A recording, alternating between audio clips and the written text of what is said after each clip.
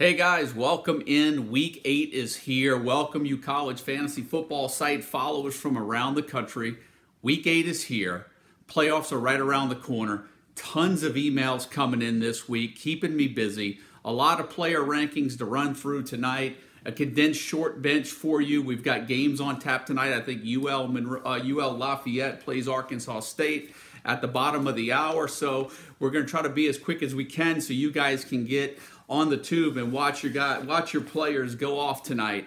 But here we go. Let me give you a rundown of what we're going to do here at the top of the show, because this is around the time, week 8 every year, where I sense and we see some of you guys fall out following the website. And a lot of that has to do with how your team is faring over the course of the year. Week 8, week 9, some of you guys that aren't in dynasty leagues tend to lose a little interest in your team and kind of throw in the towel. This is what I'll do, and here's my challenge to you guys, and here's what we try to do over at the CFF site. We try to keep you engaged all year long by promoting several things for you guys to keep you interested in college fantasy football throughout the bowl season. And what I'll mention is this. We have the advertisement, the promotion on our site for FanPicks.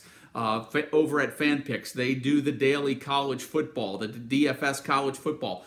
Go over, click the link on our site, give it a try. If you've fallen out in your leagues, your seasonal leagues, give the DFS a try over at FanPicks. Let me know how it goes. Give me your feedback. Send me your emails. I'll be glad to help you out along the way, and that's a chance to make some real money, guys. So go ahead over at FanPicks and try that over in college football DFS. Also, on tap and right around the corner, the bowl season, right? That's coming up. It's been a tradition now. We're going into, I think, our 3rd year producing the bowl season fantasy guide. And what that does is it kind of gives you a glimpse, the capsules of the game. We give you the fantasy rankings of the players throughout the bowl season. We give you confidence picks in the win, for the bowl, each individual bowl game. A lot of you guys in the confidence pools.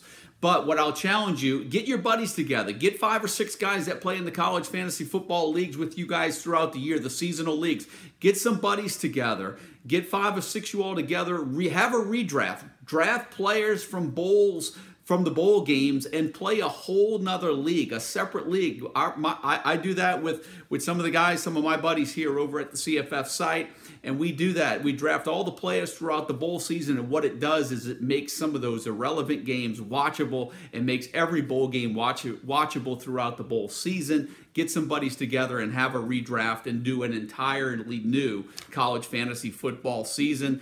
And then what I'm going to do as well is I'm gonna kind of give you a rundown. What I'm gonna do is I'm gonna ask you guys, give me a lot of questions again this week. Got some questions coming in from Twitter, questions coming in on the email. I've saved some for the end of the show, and when you guys get a chance, send them on in, and I'll check the chat box as we get towards the end of the show here. But with that being said, and look, one thing I'll mention, guys, as I get into it, before I get into the player rankings, go ahead, subscribe to the channel if you haven't. It'll give you some alerts of when we do go live or when we have and post some shows coming up. What I'm going to try to do as we get into the bowl season is I'm getting a lot of feedback on the show, guys, and I certainly appreciate it. I'm going to try to go in during the postseason and do some capsules for you guys over for some of the college football bowl games. I think that'll be really interesting. I'm looking into to doing that for all the bowls coming up this postseason. So stay tuned for some more information on that, but subscribe to the channel and you'll be alerted to anything that we upload to the channel or when we go live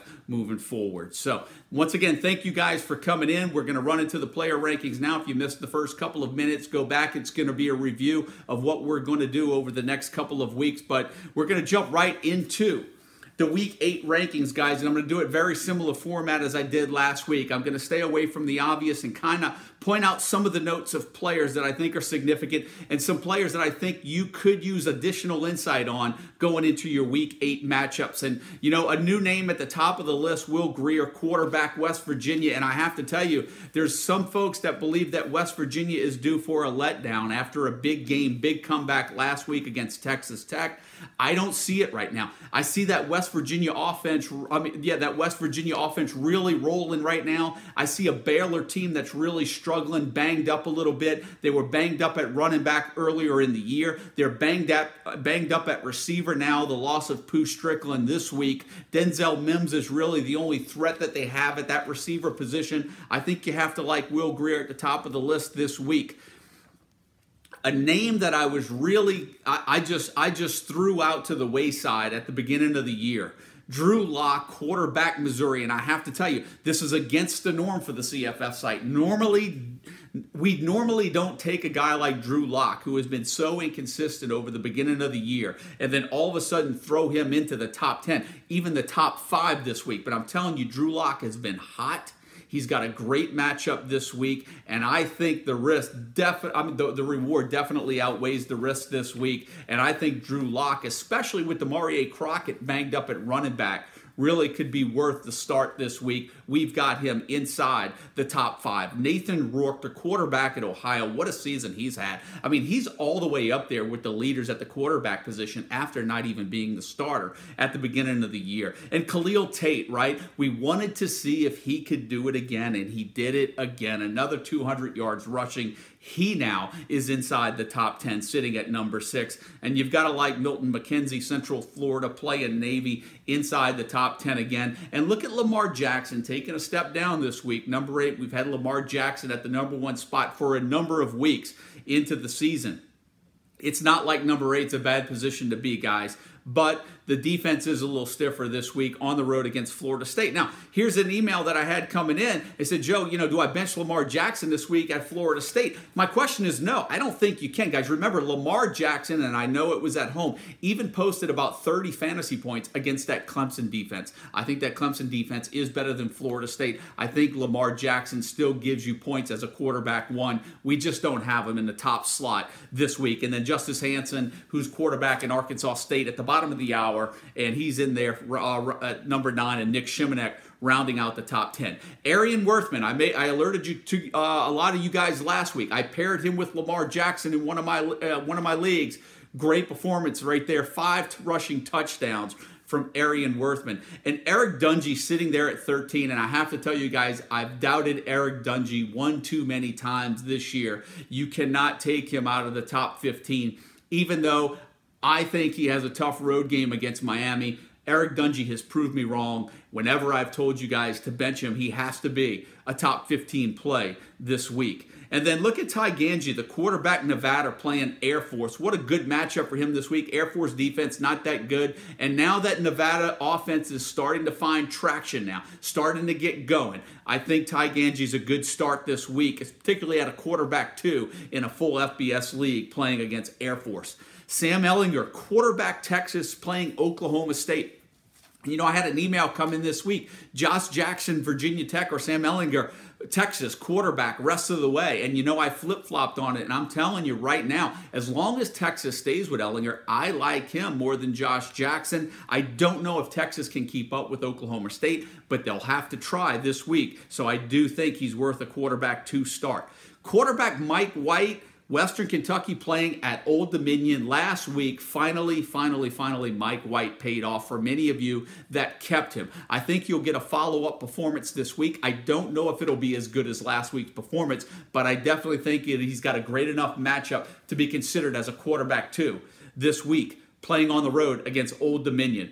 I've got Quentin Flowers there at 29, guys, highlighted at 29. I do think South Florida goes into Tulane. I do think they win. I do think they win rather easily. But I tell you what, Quentin Flowers, our preseason number 2 quarterback, he's still averaging over 25 points per game. But I do think you have to worry about him. He's not having those 40, 50-point games. Now, one thing that I'll clue you in on right now, Quentin Flowers, if you remember and you go back to 2016, this was really around the time, week 7, week 8, where he took his game to another level. Will that happen again this year? I don't know, guys. Different coaching staff, different philosophy, remains to be seen. But right now, I still think Quentin Flowers is a safe quarterback 2 option in a full FBS league. And then a couple of guys lower that I have highlighted to go and finish out the quarterback rankings. Marcus Childers, quarterback, Northern Illinois, playing at Bowling Green. I do think, even though he's at 39, could outperform his weekly ranking this week. I think A.J. Erdely, the quarterback UAB playing at Charlotte,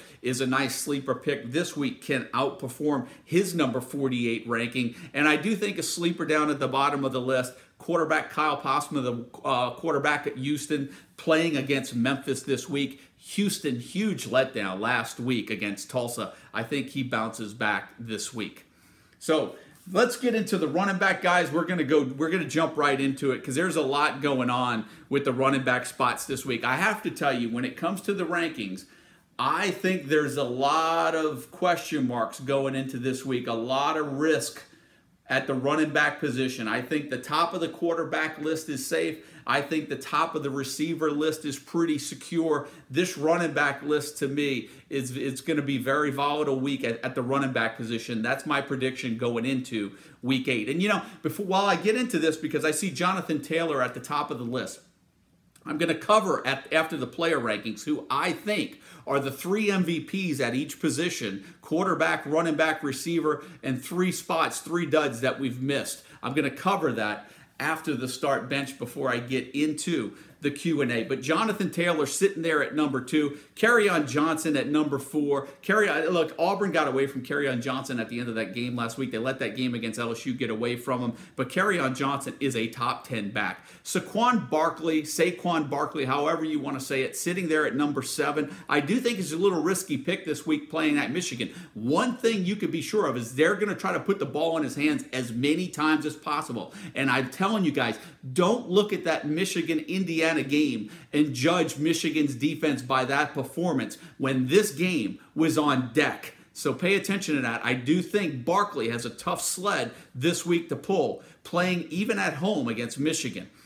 Terry Swanson, running back Toledo, playing at home against Akron. They're putting the hands in the running backs over at Toledo, and I know a lot of you guys that drafted Logan Woodside based on his 2016 performance are certainly disappointed in his 2017 performance, but that bodes well for owners of Terry Swanson. And Akron's defense is respectable, guys. I do think you're going to get at least 15 to 20 touches from Swanson in the running game this weekend.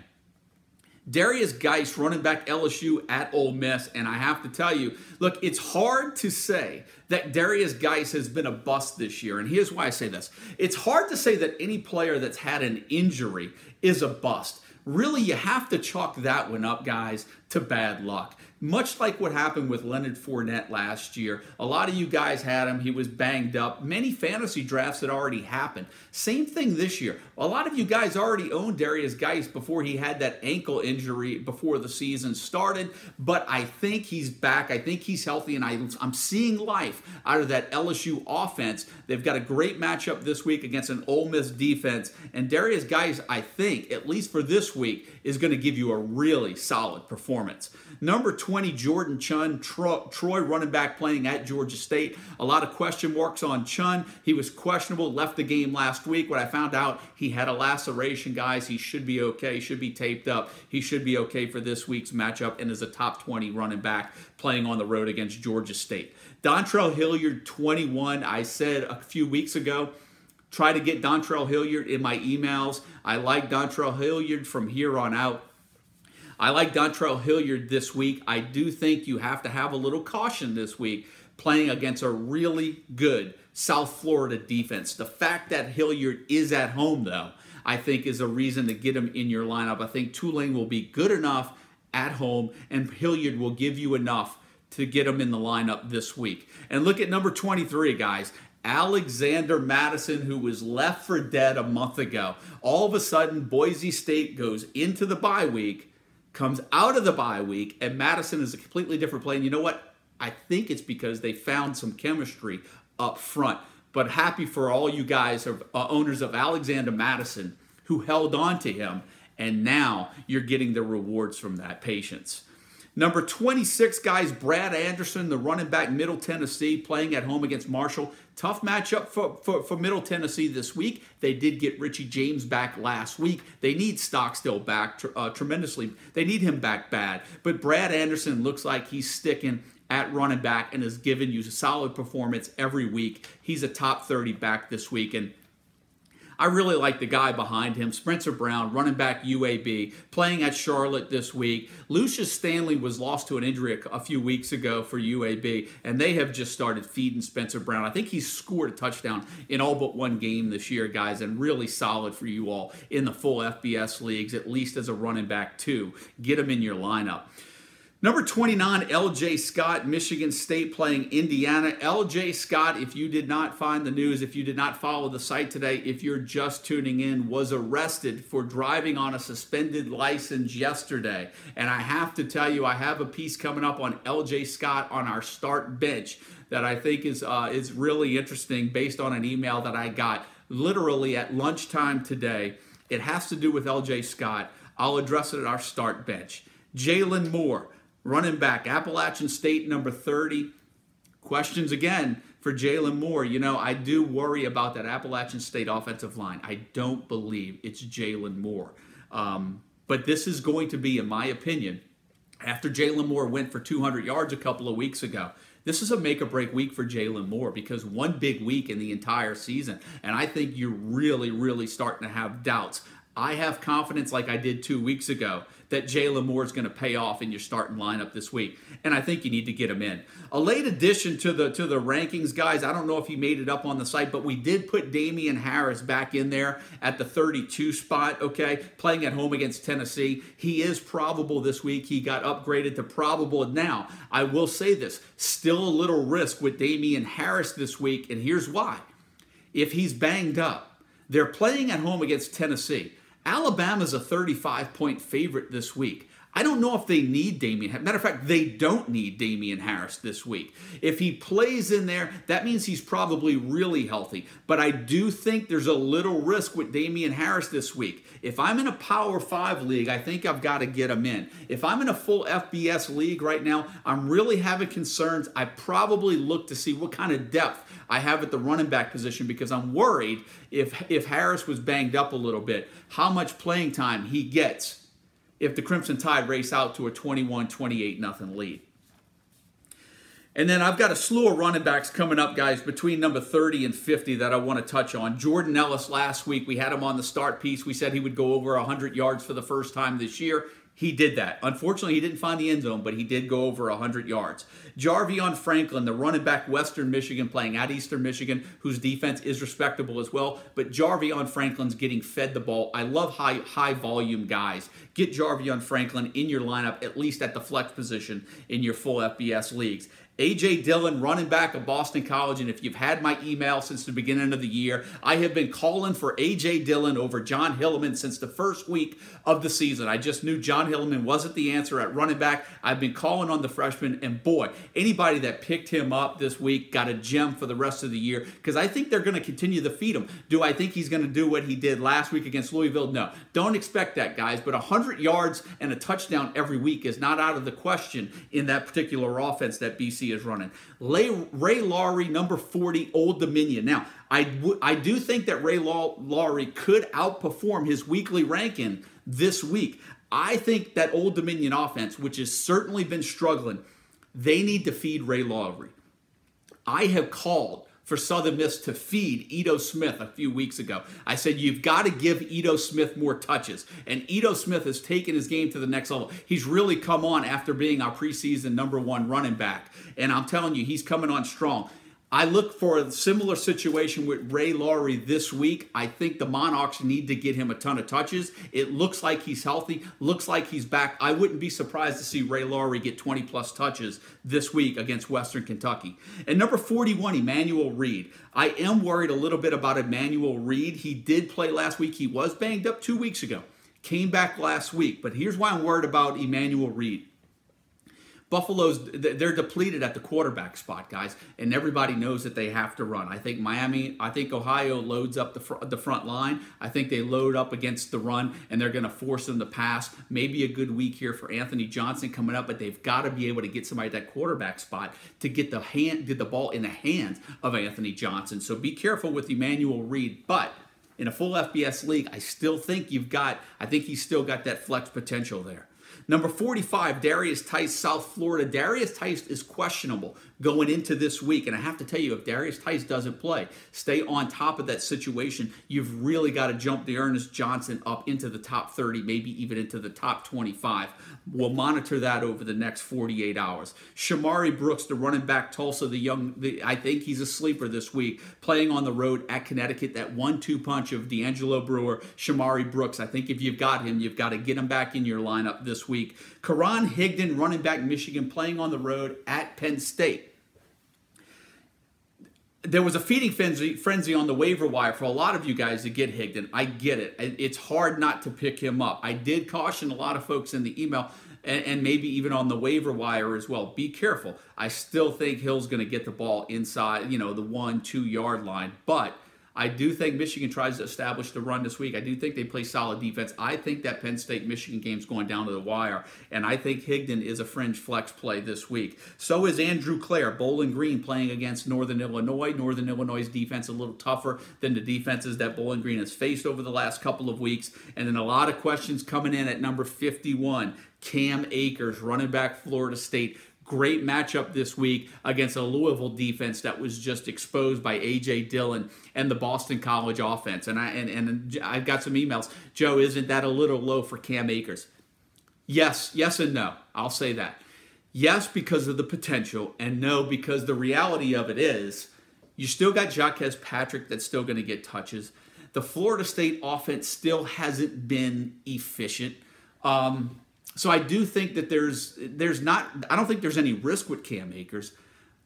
I just can't project him inside the top 25 this week. 125 yards and a touchdown gets him at around inside the top 40. But you know what? He does have potential for a couple of scores, but you have to remember they are still giving a significant amount of carries to Jaquez Patrick as well. And that's why Akers is not a top 30 pick this week. But I'd be willing to gamble on him in the flex spot. I really would.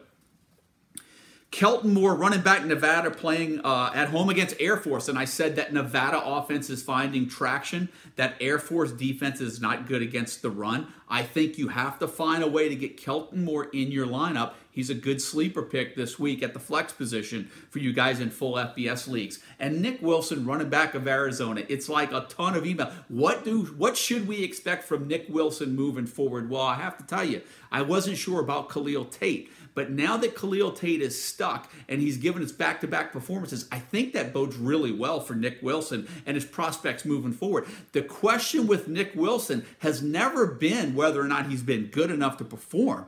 The question with Nick Wilson is he never could stay healthy. So really, we'll see what happens now that he's got a quarterback that seems to be playing lights out. I think that improves Nick Wilson's stock, and now all he has to do is stay healthy. He'll get enough touches this week for a flex spot on the road game against Cal. And another matchup to really watch out for this week, guys. Gus Ragland, quarterback, Miami of Ohio, looks doubtful to play again this week. Miami of Ohio has a good matchup against Buffalo this week. The problem is you've got two running backs, Kenny Young, Alonzo Smith. If you play in a deep FBS league, I think both guys are going to get enough work that you should try to get both of them in there. And one guy that I would like a little more than where we have him ranked right now is Marquise Young, the running back, Massachusetts, playing at home against a bad Georgia Southern team. There's only one thing that I'll caution you about this week before you just say, Joe, Marquise Young is a little too low. Look out for Bilal Ali, another running back that they started inserting into the game. They even gave him some Wildcat carries as well. I think he's going to cut into Marquise's Young production, and that's why Marquise Young isn't up higher on the list in the running back ranking. So that takes us through the running backs, guys. We're going to go ahead and jump into the receivers. Like I said, if you're just coming in, after this, we're going to go into the MVP. We're going to go into some start bench. We're going to go into who I think are the MVPs at the three positions, quarterback, running back, and receiver, and give you three players that are duds, busts, whatever you want to call them. Three players that we had ranked in the preseason guide within our top 15 at each position that have been the bust so far in 2017. So here we go into the Week 8 rankings, guys. No surprise at the top. I said that earlier. The top 10 should be no surprise. There's a bunch of names in the top 20 that we have been familiar with every year. And at number 20, He's the first one that I highlighted. Karan White, wide receiver, West Virginia, 2 consecutive good games in a row. Another good matchup at Baylor. I'll tell you, Will Grier is just spreading the ball around and slinging it. I think you've got to get Karan White in your lineup. He's definitely, I think, a top 20, 25 wide receiver this week. Number 21, Richie James, wide receiver, Middle Tennessee. He's finally back, guys. The question is how healthy is he? We don't particularly know that. I would think that he's fine, but you have to remember Brent Stockstill isn't back yet. He hasn't returned. That will affect Richie James, and that has affected Ty Lee thus far. They need Stockstill back for that offense to be running at full throttle. And Deontay Johnson down at 22. He's been up there on the list for us, but Toledo's had some problems. They've been really pounding the rock, guys. They've been staying away from the pass a little bit.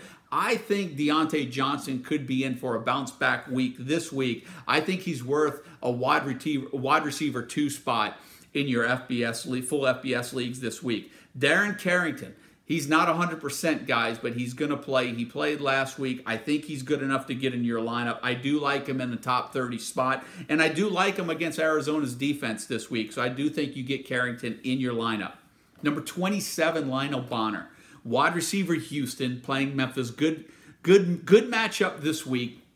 I can tell you what's happened for those of you all that haven't gotten the news or followed along. Bonner didn't play last week. He was suffering headaches, went into concussion protocol. He still looks like he's questionable for this week, so that's something we do have to monitor. If Bonner's out, that's good for Stephen Dunbar's owners, but that's something we need to monitor over the next 24 hours. You know, and here's something, guys. I mention every week that when a player is questionable on a Thursday evening, there are really no major practices for these schools to have. You really have to consider benching a player that is injured, that hasn't practiced by Thursday, you know, when the game's on Saturday. And there is an exception. When players go into concussion protocol, because there's so many precautions that schools take, and it's not a physical ailment, that if a guy gets cleared the morning of a game out of concussion protocol, that may be the one exception. I would say you have to get that guy into your lineup if he's an elite player. And that's Lionel Bonner this week, wide receiver, Houston, playing against Memphis. Number 31, Auden Tate, Florida State wide receiver, play in Louisville. And guys, all Auden Tate does is catch touchdowns. So if you need a guy in there that you know is a slam dunk for 40, 50 yards and a touchdown, and you're okay with 10 to 12 to 15 fantasy points because you need that from a wide receiver 3 or a flex, then Auden Tate is your guy. Denzel Mims at number 32, guys. I really like him this week. I think Baylor's going to have to play catch up against West Virginia. Pooh Strickland is out for Baylor. I think that bodes well for owners of Denzel Mims. You've got to get him into the lineup this week. Emmanuel Hall, number 40, Missouri versus Idaho. I think you've got to get Emmanuel Hall into your lineups this week. I think that Missouri offense is a wild card. We put Drew Lock into the top 5 this week, and I think Emmanuel Hall he's had at least 4 catches, gone over 100 yards and a touchdown the last 2 weeks. If there's a guy that's hot in that receiving core right now, it's not Johnson, it's not Moore, it's Emmanuel Hall. And I do think he's worth a pickup in some leagues to get him in your lineup this week, based solely on the matchup if you need a win that bad to put you into playoff contention. Number 45, wide receiver, Washington State, Tavares Martin. Now remember, Tavares Martin is suspended. We still have him listed in the rankings. We have to take him out of there. So if you see Tavares Martin in there, he was suspended for conduct detrimental to the team. He will not play this week. We had Isaiah Johnson-Mack down there past number 100. I think you've got to bump him up this week. Would I put Johnson-Mack in the spot into the top 50? No, I don't think I could right now. I just have a problem with consistency at the receiver position for Washington State right now. But if I was going to play one receiver, Johnson-Mack would be my guy. I just am not expecting to see a top 30, top 40 performance. And let's see, here we go, guys. I got a couple of sleepers here for you. It's been a while since Massachusetts has played because of all of the early season rescheduling with the Hurricanes. I do think Andy Isabella, The wide receiver at Massachusetts is a nice sleeper play this week, playing against Georgia Southern. And a deep sleeper for me, I was mentioning him on my emails. I think we threw his name up on the waiver wire. Deep sleeper for me this week is number 82, Russell Gage. Wide receiver, LSU, playing at Ole Miss. I love that matchup this week. I think we're going to see a lot of points in that matchup, and I think Gage is good for another big play. He's my super sleeper this week in Week 8 at the receiver position as we go into the weekend, guys. Now, before I go into the start bench, I am going to go into, let's go into talk MVPs, right? Midseason MVPs, who's your midseason MVP? And this is what I say. I'm not going to throw Lamar Jackson out there, guys. Lamar Jackson is Lamar Jackson. Lamar Jackson was probably drafted first, second, somewhere in the top 5. Lamar Jackson is not giving you 60 points a game. So it's hard to say that Lamar Jackson is the MVP. You know what's the MVP for me in college fantasy football? It's the guys that we didn't see coming, that have been performing since the beginning of the week, that have either saved you or turned you into a title contender. For me, that's the definition of an MVP. You knew what you were getting in Lamar Jackson in the first round. You knew what you were getting from Saquon Barkley in the first round. But you didn't know what you were getting with these guys. Some of them weren't even drafted. And these are my midseason MVPs by position. And I'm going to start at the quarterback spot. And this is full FBS. I didn't break it down full FBS, Power 5. But full FBS, and there are Power 5 guys in here. As a matter of fact, 4 of the 6 names are Power 5 guys. Quarterback midseason MVP for me, Tyler Rogers. Quarterback, New Mexico State. I mean, he is averaging 30-plus points per game and has accounted for 3 or more touchdowns every game this year. No one saw that coming. If you did, good for you. He was most likely a waiver wire pluck, a waiver wire addition, or a deep FBS league late round draft pick. And Tyler Rogers, particularly in a 2-quarterback league, has turned your roster into an entirely different team. And while we're talking about turning your lineup into a completely different team, guys, Jonathan Taylor is my midseason MVP at the running back spot. How could he not? I mean, he's averaging over 20 points a game. A matter of fact, I think the only time he's had less than 20 fantasy points this year was the first game of the year. Other than that, Jonathan Taylor has been lights out. And, you know, I threw out a stat a couple of weeks ago that Jalen Moore was, I think, only the 3rd active player in the FBS this year to have over 3 career 200-yard rushing games. And he did that by rushing for 200 yards in a game this year.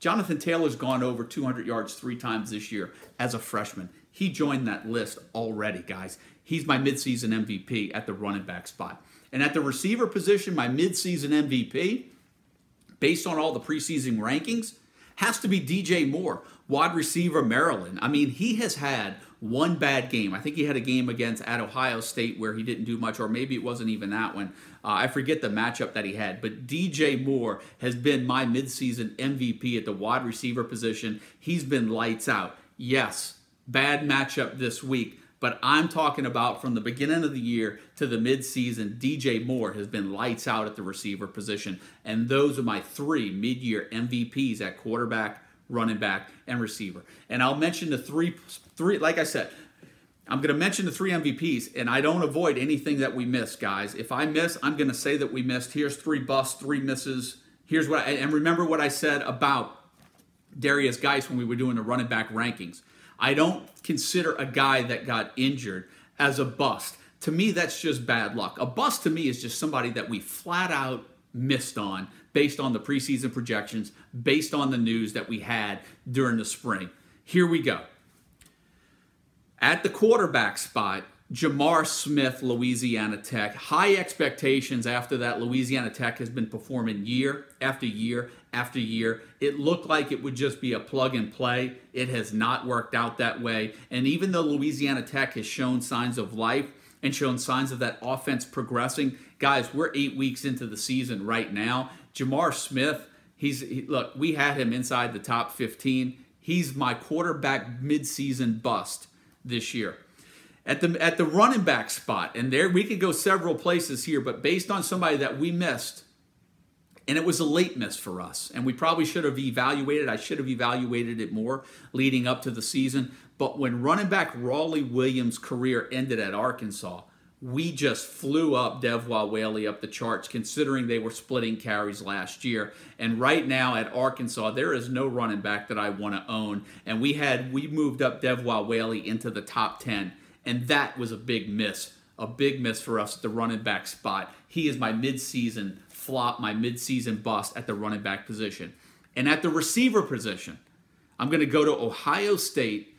We bumped up Paris Campbell with all the talk we were hearing in the spring, and it looked like we have another Curtis Samuel. Well, guys, he has been far from that. Paris Campbell has done well for you 2-3 times this year, but far from being a top 10, top 15 receiver. I think we had Campbell either at 11 or 12 in the final preseason ranking. He has not lived up to that, and for that reason, Paris Campbell is our midseason bust at the wide receiver position. So that takes us through the midseason MVPs, takes us through the midseason busts. And before I get into the questions, here we go, guys. Start bench week 8, and I'm going to start with the bench list. Start at the top, at the quarterback position. Caleb Evans, quarterback UL Monroe, playing on the road at South Alabama, a South Alabama team that held Troy to 8 points last week. Well, here's some things to think about, guys, that have Caleb Evans in a full FBS league. Caleb Evans has accounted for at least 4 touchdowns in 2 of UL Monroe's last 4 games, but he's been incredibly inconsistent. He's only accounted for 1 touchdown in those other 2 matchups of those 4 games that I mentioned. And last week, Evans was pulled for Garrett Smith. The coaches made a move to Smith looking to jumpstart an offense against Georgia State. Now, Caleb Evans, coaches have already said, remains the starter, but his inconsistencies can be incredibly costly at this point of the season, and I think fantasy owners need to look at a safer option at the quarterback position in Week 8, and Caleb Evans, the quarterback UL Monroe, is a Week 8 bench playing on the road at South Alabama. The running back position, here we go. I've got 3 running back positions, 3 running backs this week to sit, and I'm going to start with Ty Johnson, the running back at Maryland, playing on the road at Wisconsin. After 2 games in 2017, guys, Johnson looked legit, right? He had 2 straight 100-yard games. Since then, I think he's failed to reach the 60-yard mark in 3 of the last 4 games. Now watch how Johnson's performance correlates to the wins. In Maryland's 3 wins, Johnson has rushed for a total of 386 yards this year. In Maryland's 3 losses, Johnson has totaled 102 yards on the ground. They play at Wisconsin this week. They're not going to win. If the correlation of wins to rushing yards holds true, Johnson's a Week 8 bench this week, playing against a Wisconsin team that is a 24.5-point favorite, one of the best defenses in the nation. I don't see a win for Maryland. I don't see production for Johnson. He's a Week 8 bench on the road at Wisconsin. John Kelly, running back, Tennessee, playing on the road at Alabama. And before you guys even before I even came on the air, you all probably could have guessed that John Kelly was going to be a Week 8 bench for me. But, there's some silver lining in this, and that's why I threw him on the list. Here's the thing. Kelly's averaging 21 touches per game this year. That's a lot. I say it all the time. I love high volume guys. So how do you bench a guy that averages 21 touches a game even against Alabama? Well, it's easy, guys. When Tennessee is a 5-touchdown favorite at Alabama, and I can't figure out how the heck they're even going to put the ball in the end zone, that's what makes Kelly an easy Week 8 bench. But there is some good news for Kelly's fantasy owners. The Volunteers do have a handful of favorable matchups right around the corner, so John Kelly will be in your lineups in the next few weeks to come. But for Week 8, he's a bench at Alabama. And the last name on this list, I touched on him when we were doing the running back rankings. Demarie Crockett, running back Missouri, playing at home against Idaho. Now, and the reason why Crockett's on this list is I've gotten a ton of emails over the last few weeks about comparing Crockett to some other running backs. Joe, I need to drop one or the other. Which one should I drop? Which one should I hold on to? My advice to them was this. Hold on to Crockett because in a couple of weeks, Missouri has a couple of nice matchups coming up against Idaho and Connecticut. And you're going to want to put Crockett in your lineup for those two games. Well, guess what? All of a sudden now, Crockett's banged up. He has a shoulder ailment, and he's questionable for this week's game against Idaho. And even if they insert him into the game, how productive is he going to be? How much do they need him this week? You know, I don't know, guys. Too many question marks right now surrounding Damarié Crockett, and that's really unfortunate because 2 weeks ago, we were eyeing this matchup and the next matchup against Connecticut on paper saying that's where you get Damarié Crockett in your lineup. But I think if you're really up against the wall with a win, you really have to err on the side of caution. You cannot afford the high-risk, high-reward player right now at that running back spot, and Damarié Crockett is that guy this week. I think the risk outweighs the reward, and he should be a Week 8 bench at home against Idaho. Now, I got 4 names on the start list, guys, but it condensed to 3, and here's why. And I'm going to go ahead and share with you a funny little story that happened. I had an email come in today. I'm just going to tell you right now, L.J. Scott for me was my slam dunk lock of the week start. I have banged on L.J. Scott all season long, and now all of a sudden last week he goes off. And it looks like Michigan State's kind of gelling. They've got some things together. I was really vibing L.J. Scott. He was going to be my home run hitter this week playing against Indiana. And I had someone email me earlier at lunchtime saying, Joe, I've got L.J. Scott and I've got player B. And I forget who player B was. And I didn't want to tell the guy the answer because I said, look, let me reevaluate. Sometimes I reevaluate this start bench between lunchtime and before I go on the air. And I'm glad I held off. A couple of hours ago, I found the news that L.J. Scott was arrested for driving on a suspended license. I mean, he has to be. I would assume he's going to be suspended if it hasn't even been announced already. So I think L.J. Scott is going to end up being on the bench. And I think Madre London all of a sudden now becomes a nice sneaky play at the running back spot for Michigan State this week, playing at home against Indiana. And Karan Higdon went over 200 yards against them last week. I really loved L.J. Scott this week, but you know what? I banged on him. I was starting to love you. Now I can forget about you again, L.J. Scott. I'll bang on you some more. I'm ready to drop you. Anyway, here we go, guys. Going off on a tangent, I'm going to give you the 3 names. I'm getting back into the mode now. Spencer Brown, running back UAB, playing at Charlotte. And here's what I have on Spencer Brown, guys. You know, I loved him a couple of weeks ago. I told you when Lucius Stanley got hurt, it was the time to jump on Brown because he was splitting a little bit. He was getting about 14, 16 carries a game. All of a sudden now he's becoming a workhorse. He's totaled 57 carries for 335 yards and 2 touchdowns the past 2 games. He's been consistent in finding the end zone. He has scored a touchdown in 5 of 6 games this year. On Saturday, I think you could expect the same thing against Charlotte. Their defense has given up over 180 yards per game and 2 touchdowns per game on the ground. I think that's a real good formula for Spencer Brown, running back UAB. Get him in your lineup at Charlotte. Arkeel Newsome, running back Connecticut, playing at home against Tulsa. Remember, Tulsa worst rushing defense in the FBS. We were riding Duke Candle on 2 weeks in a row. We put him in our start piece last week because we said that Tulsa run defense is horrible. Get him in. He didn't bust, but he only gave us a what? He gave us a touchdown. He gave us maybe 70, 80 yards, and that was about it. He wasn't a bust, but he didn't give us what we were really hoping for. Well, keep this in mind with Newsome. He hasn't been a game breaker this year, guys. But 2 weeks ago against Memphis, he did rush for 114 yards and 2 touchdowns. And last week against Temple, the offense fed him the ball 18 times. He only had 56 yards, but they did feed him the ball 18 times in a 28-24 win over Temple. Now, this week, Connecticut hosts Tulsa. And here we go. We're going to bang on the Tulsa defense again. They have the worst rushing defense statistically in the nation. Still, they're allowing 319 yards per game on the ground. Now, you do have to take into consideration, last week, Tulsa did hold Houston and limit them to 146 yards on the ground. Tulsa won that game 45-17. Did Tulsa find their mojo? I don't know. There's signs of life coming from the Tulsa defense. However, the reward and the value are much greater than the risk this week with Newsome at home. And I think you really need to give him consideration as a flex start in your full FBS leagues at home against Tulsa, who is still statistically the worst rushing defense in the nation.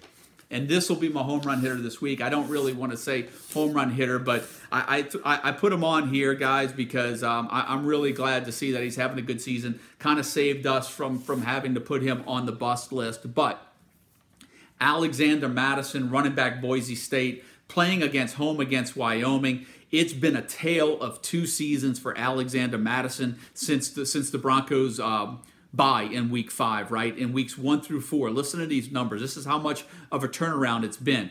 In weeks 1 through 4, Madison totaled 166 rushing yards and 2 touchdowns. In the past 2 games alone, Madison's turned it around. He's rushed for 246 yards and 3 touchdowns. Whatever the early season issue was, it seems that Madison has found his legs, and fantasy owners should continue to ride that momentum. Remember, I'm all about riding guys that have that momentum. Ride that momentum into that Week 8 matchup against Wyoming, and their Wyoming defense allows 175 yards per game on the ground. Alexander Mattison, the Week 8 home run hitter, start. Get him in your lineups, guys. Hey, listen, thanks you guys for coming in. We got more folks in this week than we did last week. I know many of you all listen to this on replay. I'm going to go through Twitter. I'm going to go through the emails. Hopefully some of the questions I address are either yours or some questions about players that you may have questions coming into this week. So let me go ahead and check this. Okay, let's start at the top here. I touched on Madre London. Now that LJ Scott's suspended, I'm sure that came in at the beginning of the show. Cam Akers, didn't see that I loved him on your list. Yes, Cam Akers is in the list. He's just outside the top 50. He does have potential to go higher than that, so don't be afraid to get Cam Akers in your lineup this week.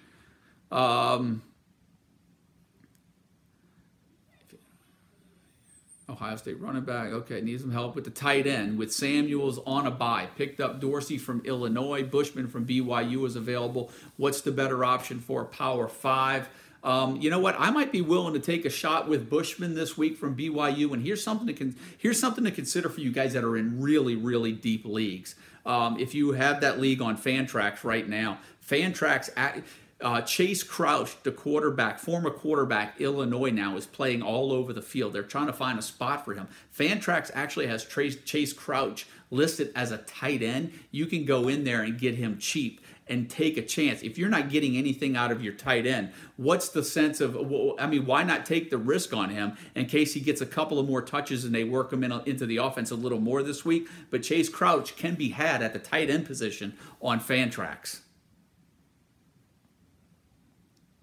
How do you sign up for the email? Brandon, go on to the website, go into the player rankings, scroll all the way down. It'll tell you how you can get into that email. And like I said, guys, the email, it's been off the hook this year. Like I mentioned, I probably answer anywhere between 90 to 100 emails every week. So thanks to all you guys that have subscribed to the email. Certainly keeps me busy, that's for sure. And I try to address them all before the show. So that's why I don't have a ton of them right here. Yelder is a good tight end option if available. I just picked him up in my league. That's right, Deion Yelder, Western Kentucky. He should be in the weekly rankings.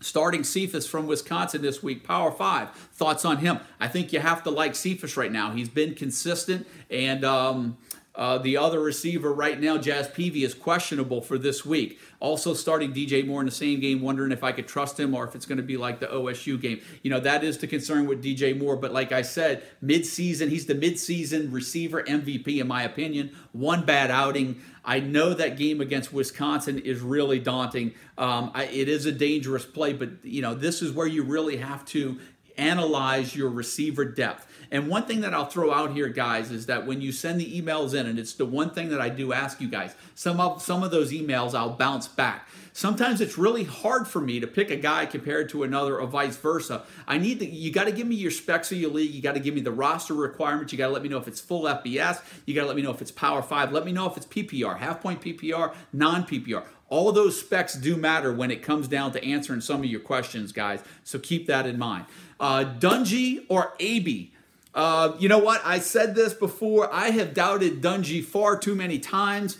I can't doubt him again this week. And I'm telling you right now with AB, here's the one thing about AB, even though they're playing Central Florida, which is a really good defense, that triple option is just so difficult to defend for schools that don't see it often, that I think AB is still a solid start this week. I mean, look what AB and Worthman are doing right now. If you had AB and Worthman, you could roll with 2 triple option quarterbacks right now. I mean, what a quarterback combo that would be for you. But right now, if I had to take a chance on one guy over the other right now, I may have to stick with Dungey because I've doubted him too many times, man. I have doubted Dungey way too many times. Mike Gesicki, tight end of Penn State, or Ravian Pierce, tight end of Syracuse. I like Pierce right now, guys. I'm telling you right now, next to Ishmael and next to Phillips, I like Pierce as the 3rd best option, receiving option on that team. The problem is that he may not find the end zone for you, but Gesicki hasn't really done anything since the beginning of the year anyway. I'm taking Ravian Pierce, tight end Syracuse, in that spot right there. And then let me just go ahead, if you have any more guys, go ahead and check it in. I'm going to go ahead and check the emails real quick, make sure nothing came in while we were on the show. And I do have one, who to start. If you had to choose between Riley Ferguson against Houston or Zach Abey against Navy, who are you choosing to start? I'm sweating bullets trying to decide this. I have to tell you guys, after seeing what Houston gave up last week, it's hard to get away from Riley Ferguson right now. I think Riley Ferguson may be a safer option than Zach Abey, who's going against a really good Central Florida defense. And you know, a lot of the talk was who was going to be that Group of 5 representative in that New Year's 6 bowl, and a lot of momentum was going towards San Diego State. I'm telling you, Central Florida, man, may be that team. They look legit right now between Mackenzie Milton at the quarterback spot and that defense. They're looking really solid right now. I do think AB gets his points, but I don't think Navy runs up a lot of points. So I would take a chance. I do think Riley Ferguson's ceiling is higher this week in that matchup against Houston. So that's going to do it for all the question, guys. Before you hop off, if you're watching the show, please subscribe to the channel. I'm going to tell you, we're going to do a lot of things over the bowl season. I'm going to analyze a lot of the bowls. We'll have the bowl season preview guide come out again. That'll give you the fantasy rankings, the game capsules, confidence picks. We're trying to involve you guys as much as we can all the way through the bowl season. If you're in your regular season right now and you're almost to the point where you're tapping out, go over to our website, go to Fan Picks, get in on the DFS action. A lot of guys did that last year and did really well. Earn yourself some real money over there. Send in the emails. I'll help you figure it out. We'll create some lineups, make you some money. But look, guys, getting a little long-winded now. One of the longest shows that we've had. I love it. I could talk here another couple of hours. I know there's a game on now. There's another game on tonight. Hey, guys, thanks for the feedback. Keep it coming. The more feedback you give me, the better we can make the show. So listen, here it is, guys. Week 8. Good luck to you all. Thanks for coming on in. Once again, I'm Joe DeSalvo, the voice of the CFF site. It's been another good week. Good luck to you guys, and I'll talk to you next week.